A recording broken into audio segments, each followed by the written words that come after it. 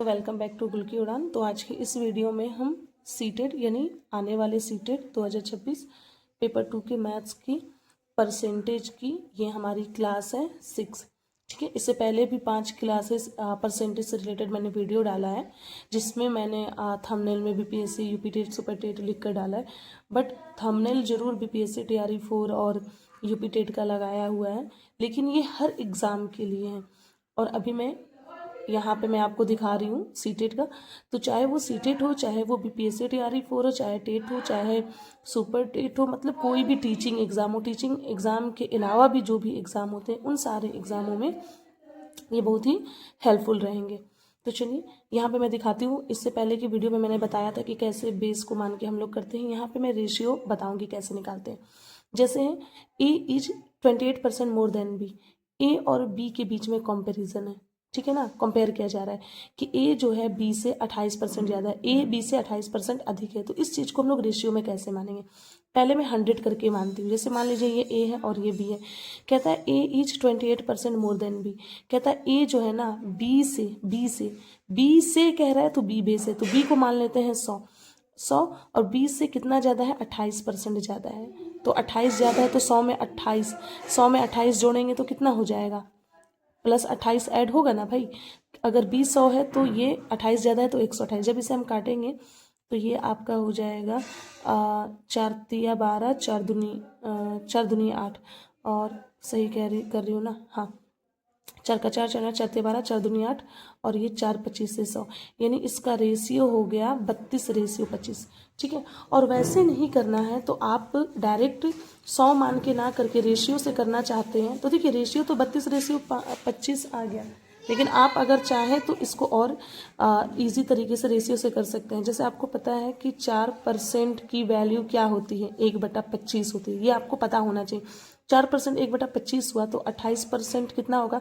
तो 7 से गुना है, 7 चौके 28, यानी ये 1/25 ना होकर 7 से गुना हो जाएगा, 7 25। ठीक है, यानी कहता है ए बी से 28 ज़्यादा है, यानी बी अगर 25 है तो बी से ए कितना है? 28 ज़्यादा है, यानी इसमें 28 ऐड हो जाएगा, यानी बी 25 है तो 8 ज़्यादा कितना हो जाएगा? 25 और 8, ये सॉरी 7 है, यहाँ पे मुझे 7 लिखना था, तो 25 और 7 32, यानी इन दोनों का रेशियो आ गया 32 और 25।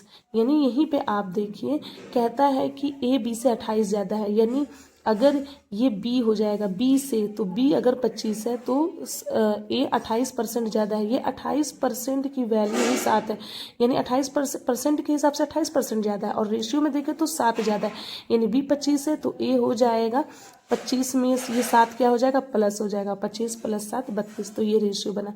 इस तरह से हम लोग रेशियो निकालते हैं। अब देखिए, अब 100 ना मान के मैं रेशियो से ही बता रही हूँ। कहता है क्यों पी से 25% कम है, तो सबसे पहले 25% की वैल्यू निकालें। 25% का मतलब 1/4। अब यहाँ पे मैं एक जगह पी लिख लेती हूँ, एक जगह क्यों लिख लेती हूँ। कहता है कि क्यों पी से का मतलब पी से कह रहा है, यानी ये बेस है, यानी नीचे वाला बेस है पी, तो पी हो गया 4। क्यू जो है, यानी ये जो क्यू है इस पी से कम है, कितना? 25%। तो ऊपर वाला नंबर ही कम बोलेगा तो उतना कम, ज़्यादा बोलेगा तो उतना ज़्यादा, यानी पी से ऊपर वाला नंबर कम है, यानी 4 से 1 कम हो जाएगा, यानी 4 से 1 कम कितना हो जाएगा? 3, यानी पी 4 हो गया तो क्यू 3 हो जाएगा। इन दोनों का रेशियो ये हो जाएगा। इस तरह से हम लोग रेशियो निकालते हैं। फिर से देख लेते हैं। ए इज 10% देन बी, यानी ए जो है बी से 10% ज़्यादा है। ठीक है, A is 10% more than B, A B से आपको पता होना चाहिए 10% का वैल्यू होता है 1/10, तो कह रहा है देन बी से, यानी बी हो गया 10 और ए क्या है? ज़्यादा है 10%, यानी ऊपर वाला नंबर ज़्यादा है, 10 + 1 11, यानी इन दोनों का रेशियो हो गया 11:10। इसे बता दूँ क्यों इस 35% लेस। 35% की वैल्यू आपको नहीं पता है? अच्छा नहीं पता है तो 5% का तो पता है ना, 5% का 1/20। 5 में क्या मल्टीप्लाई करेंगे तो 35 होगा? 7 7 5 35 होता है ना, यानी इसमें भी 7 से मल्टीप्लाई होगा, यानी 35% की वैल्यू हो जाएगी 7/20। ऐसे करके हम लोग परसेंटेज निकालते हैं। कुछ बेसिक परसेंटेज की वैल्यू आपको याद करनी पड़ती है। ठीक है, तो पी और क्यू मैंने यहाँ लिख दिया। कहता है Q is 35% less than P, यानी क्यू जो है ना लेस है, कम है पी से यहाँ पे p को बेस बनाया p से, यानी नीचे वाला नंबर हो गया p और ऊपर वाला नंबर को कम बोला है तो यहाँ 7 नहीं लिखेंगे, 20 में से 7 घटाएंगे, 20 में से 7 कम बोला है तो 7 घटाएंगे तो 13, यानी सॉरी p हो गया 20 तो q हो गया 13। ये इन दोनों का रेशियो है। तो आई होप ये आपको समझ में आया होगा। चलिए आगे के क्वेश्चन हम लोग इससे रिलेटेड करते हैं। जिसे आपका ये पहला क्वेश्चन है, 10 quintal is what percent of 10 metric tons, कि 10 क्विंटल जो है 10 मैट्रिक टन का कितना परसेंट है। तो आपको पता होना चाहिए कि एक क्विंटल में आपका होता है 100 kg। ठीक है, ये चीज़ आपको पता होना चाहिए।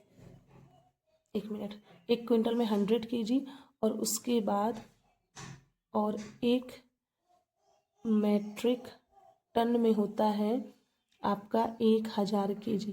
तो कहता है 10 तो ये बताइए, तो 10 क्विंटल में कितना होगा।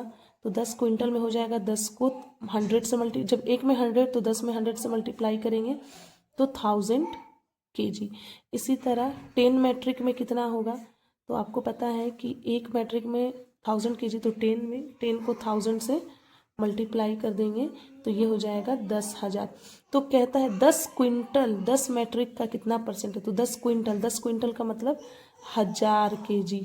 और किस कहा है कि 10 क्विंटल कितना परसेंट है 10 मैट्रिक टन का, 10 मैट्रिक टन का, तो ये बेस हो गया, ये नीचे रहेगा और इसकी वैल्यू हमने निकाला है 10,000 और परसेंटेज में चेंज करना है, कुछ नहीं 100 से मल्टीप्लाई कर दो भाई, 3 जीरो से 3 जीरो कट गया, ये 1 जीरो से 1 जीरो गया, यानी कितना परसेंट 10% आ गया आपका आंसर। ओके, अब हम लोग करेंगे क्वेश्चन नंबर 2। देखिए क्वेश्चन नंबर 2 में कहता है 5% ऑफ ए बराबर बी, यानी 5% ऑफ ए का 5% बराबर बी है, then b% of 20 is the same as, यानी ए का 5% बराबर बी है तो b% ऑफ बी कितना होगा। ठीक है, तो सबसे पहले ऐसे क्वेश्चन हम लोग क्या करेंगे, b% ऑफ 20 है ना, पहले इसको हम लोग को b% ऑफ 20 का ही वैल्यू निकालना है। तो b% ऑफ 20 का मतलब क्या होगा, b बटा में 100 होगा ना, मल्टीप्लाई, ऑफ का मतलब मल्टीप्लाई होता है, 20 एकम 20, 20 25 100, यानी आपको वैल्यू निकालनी है b/5 की। यानी इसको जब हमने सॉल्व किया तो क्या आया, b बटा में 5, यानी b बटा 5 की ही वैल्यू हम लोग को निकालनी है। पहले इसको लिखेंगे, 5% ऑफ ए बराबर बी होता है। देखिए हमें वैल्यू b% ऑफ 20 निकालना है। हम अगर b% ऑफ 20 कहें या b बटा में 5 कहें, बात तो बराबर है, क्योंकि इसी को सॉल्व करके b बटा में 5 है, यानी b के नीचे 5 होना चाहिए। तो क्यों ना हम ये 5% ऑफ ए बराबर जो b है, b बटा में 5 की वैल्यू चाहिए, तो यहाँ हम 5 डिवाइड में 5 लिखते। जब इधर डिवाइड में 5 लिखेंगे तो आपको पता है कि इधर भी डिवाइड में 5 आपको लिखना पड़ेगा। ठीक है ना, अगर यहाँ 5 से भाग दे रहे हैं तो यहाँ भी देना पड़ेगा। तो देखिए 5 से 5 तो कट गया, तो बचा कितना, 1% ऑफ ए। तो 1% ऑफ ए आया, किसी ऑप्शन में है तो नहीं है। तो देखिए यहाँ पे ऐसे दिया है, ए बटा में 2 दिया, इसको अगर काटेंगे 2 एकम 2, 2 दहा में 10, तो ये 10% ऑफ ए आ गया, ये ऑप्शन नहीं है। इसको काटेंगे 2 एकम 2, 2 25, तो ये 25% ऑफ ए आया, ये ऑप्शन नहीं है।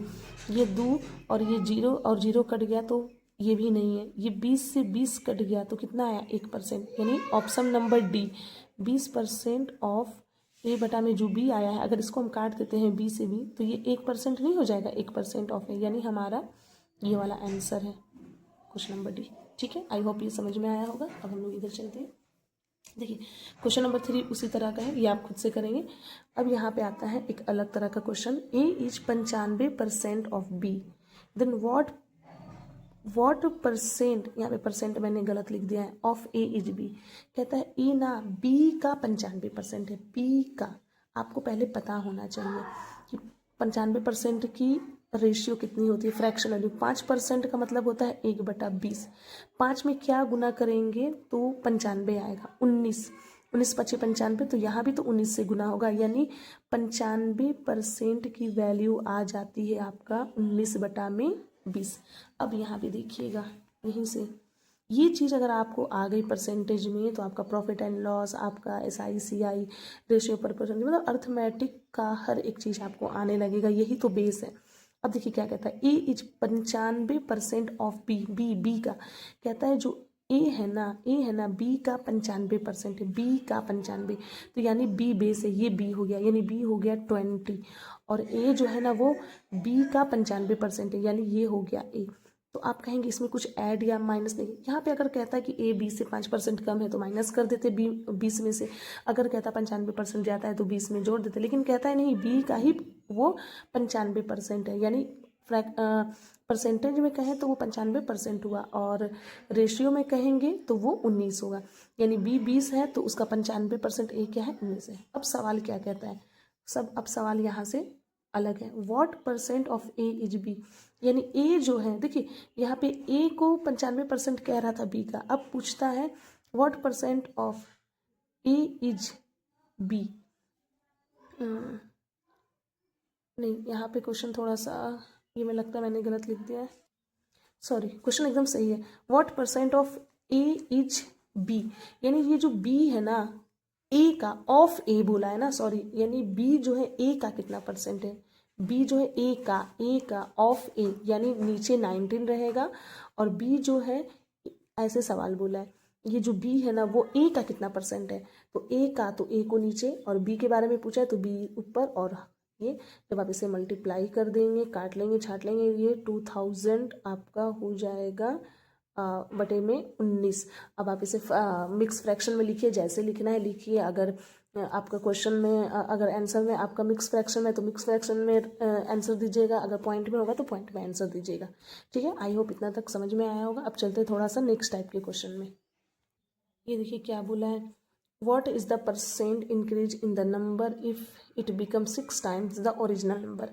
कहता है यदि कोई संख्या मूल संख्या से 6 गुना हो जाती है तो संख्या कितने प्रतिशत है, यानी कोई नंबर है वो अपने, अगर कोई जो नंबर है वो अपने नंबर का क्या हो जाता है, 6 गुना हो जाता है, 6 टाइम्स। जैसे मान लीजिए मैं आपको कह रही हूँ, मान लीजिए एक जैसे पहले जो नंबर था वो क्या था, 1 था, और 1 से वो कितना हो जा रहा है, 6 हो जा रहा है। 6 गुना का मतलब यही हुआ ना, कि कहता है यदि कोई संख्या मूल संख्या के, मान लेते हैं कि मूल संख्या पहले नंबर 1 था, लेकिन अब कितना हो गया है, 6 गुना हो गया है, तो 1 का 6 गुना कितना होगा, 6 होगा, तो संख्या में कितना प्रतिशत वृद्धि हुई। तो बताइए कि पहले 1 था, जब इसका 6 गुना हुआ तो 6 एकम 6 हो गया, यानी 1 से 6 गुना बढ़ के 6 हो गया, तो 1 से बढ़ा ना, 6 गुना हुआ, यानी 6 यहाँ पे हुआ, तो पहले 1 था अब 6 हो गया, तो कुछ ना कुछ तो नंबर बढ़ा, कितना बढ़ा, 5 बढ़ा। तो वही आपको कहता है जो बढ़ा है उसका परसेंटेज बताइए। तो 5 बढ़ा है, कितने पर बढ़ा है, 1 से 5 बढ़ा है, पहले 1 था और 5 बढ़कर 6 हुआ है, गुना 100, नीचे का 1 का कोई वैल्यू नहीं होता है, और हर चीज़ को परसेंट में बदलने के लिए 100% से मल्टीप्लाई करते हैं, यानी आंसर इसका हो जाएगा 500। आई होप ये सारी क्वेश्चंस आपको समझ में आए होंगे, और ये जो क्वेश्चन नंबर 6 है वो उसे आपको खुद से करना है, क्वेश्चन नंबर 5 की तरह ही है, बस थोड़ा सा सीरी चेंजेस है। और अगर आपको समझ में आया है तो लाइक एंड सब्सक्राइब जरूर करें, और कमेंट ज़रूर करें, और बताएं कि आपको समझ में आया है या नहीं, क्योंकि जब आप कमेंट करते हैं ना तो मुझे अंदर से काफ़ी अच्छा लगता है, और अंदर से मुझे भी मोटिवेशन मिलता है कि नहीं आपको ये चीज़ें बतानी चाहिए। और मेरी कोशिश यही है कि मैं आपको बेसिक से बेसिक तरीके से बताऊं, और थोड़ा बेसिक भी हो, थोड़ा शॉर्टकट भी हो, जो मतलब आपको समझ में आना चाहिए, क्योंकि जब आप आप कमेंट करते हैं तो मुझे काफ़ी अच्छा लगता है। और ये सिर्फ सीटेट के लिए नहीं, जितने भी आप अदर एग्ज़ाम की तैयारी करें, चाहे वो टीचिंग एग्ज़ाम हो चाहे जो भी हो, उन सब के लिए हेल्पफुल है। तो आई होप आपको समझ में आया हो। और एक बात, हाँ, मेरा टेलीग्राम चैनल ज्वाइन करना ना भूलें। तो बस आज के लिए इतना ही, थैंक यू सो मच।